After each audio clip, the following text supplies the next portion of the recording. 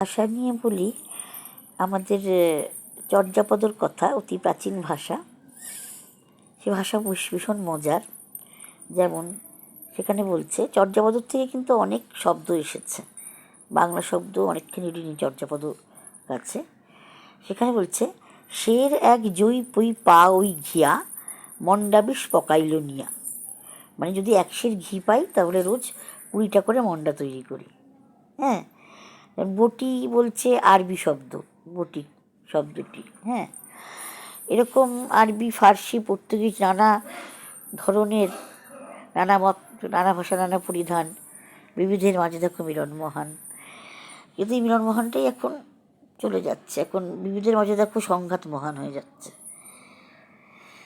সেটা মানুষকে বুঝতে হবে, তৃণমূল স্তর থেকে তৈরি করতে হবে ভাবনাটা।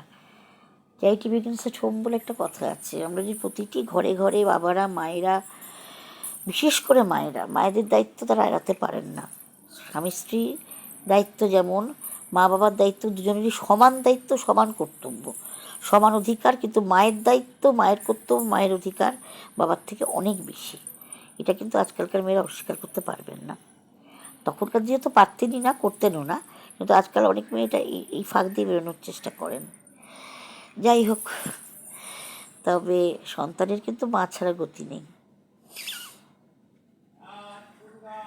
যাই হোক, এখন এই খুব ভালো লাগলো, সমৃদ্ধ হলাম বলেন কি মশাই এই এটা পড়ে, লেখাটি পড়ে, তাই আমার মতামতটা জানালাম। আমাদের স্কুলে চর্যাপদ সম্বন্ধে খুব সুন্দর করে পড়িয়েছিল, আমার খুব ভালো লাগতো। নমস্কার, জয় মা।